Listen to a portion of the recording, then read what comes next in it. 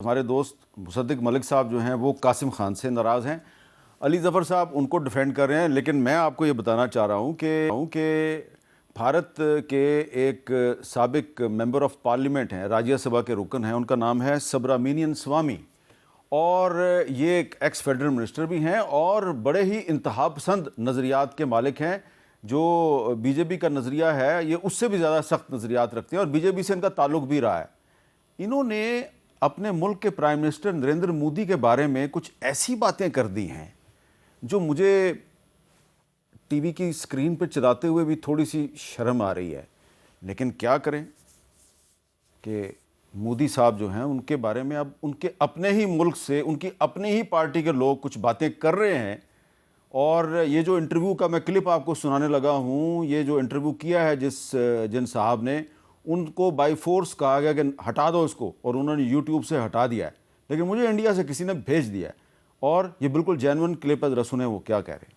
Pristine file में भारत के लोगों के नाम आने लगे तो बड़ा हम दुखी हुआ। 3-3 साल की बच्चियों को के साथ सेक्स कर रहे हैं तो मुझे बड़ा आश्चर्य हो जब भारत के लोगों के नाम आने चाहिए, लेकिन इनके नाम आने की जरूरत क्या थी। देखो ये एक बीमारी है। मैं 3-4 नाम महिला के दे सकते हैं जो एमपी बने हैं, वो जाकर सोना पड़ा उनके साथ, मोदी के साथ। एक मिनिस्टर बने सोकर। एप्स्टीन तो वहाँ ये जैसे जीबी रोड में चलती है वैसे वो चला रहा था, लोग जा रहे थे वहाँ। कौन कौन इंडिया से जानते थे, बड़ी लिस्ट है, बट उसको अभी छोड़ दें।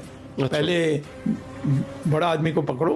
जी, सुब्रमण्यम स्वामी साहब कह रहे हैं पहले अपना मोदी साहब को पकड़ो। जिन ख़वातीन के साथ वो गुलछरे उड़ाते रहे उनको पार्लियामेंट का मेंबर बनाया गया, उनमें से एक को मिनिस्टर भी बना दिया गया। मुसद्दिक मलिक साहब ये जो इस वक्त इंटरनेशनल सिचुएशन है, इसमें पाकिस्तान तो डिप्लोमेटिक एफर्ट्स कर रहा है, और लेकिन मोदी साहब कुछ और ही कर रहे हैं।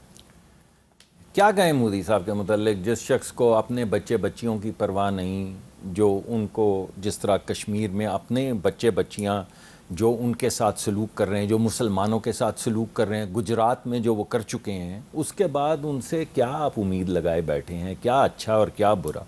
वो एक अजीब व गरीब अपनी तर्ज के आदमी हैं और बड़ी बदकिस्मती है, मुझे लगता है कि वो भारत की तबाही का बायस बनेंगे। हम उनको उनकी किस्मत पे उनको उनके अपने हाल पे ना छोड़ दें। भाई हमारे हाल की तरफ आएंगे तो हम उनका मुस्तकबिल ख़राब कर देंगे, अपने हाल में रहेंगे तो बहुत अच्छा। जो कुछ कर रहे हैं ये करते रहें। नहीं, हम तो इसके हक में नहीं, मैंने तो आपको बताया है। मैं समझता हूँ हमें तो छोड़ें, हमारी तरफ तो वैसे तो लेकिन ये उनके अपने मुल्क, किसी भी मुल्क में ऐसी इंसानियत सोच जो गुफ्तगू हुई है, मुझे तो इसकी हकीकत आपकी के जरिए नहीं, मुझे तो कुछ जो इंडियन जर्नलिस्ट ऑथर्स हैं, कुछ खवातीन जी, उन्होंने मुझे भिजवाया। तो ये आप बताइए कि इस तरह की बात के बाद क्या।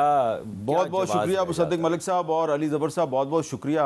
हमें दूसरे के घर में नहीं झांकना चाहिए, लेकिन ये जिस घर से मेरे पास ये इन्फॉर्मेशन आई है, तो एक बहुत बड़ी ऑथर हैं इंडिया की और जर्नलिस्ट हैं, उन्होंने मुझे क्लिप भेजा और उन्होंने कहा कि हमारे मुल्क में तो ये चलेगा नहीं, आप ही ज़रा चला दें, यह आपकी बहुत बड़ी फेवर होगी हमारे साथ। आप हमारे हमसाए हैं, दुश्मन भी हैं, लेकिन इस मामले में तो आपको हमारा साथ देना चाहिए कि हमारी जो महिलाएं हैं यानी औरतें हैं, उनकी इज़्ज़त ख़तरे में है। और ख़तरा कौन है?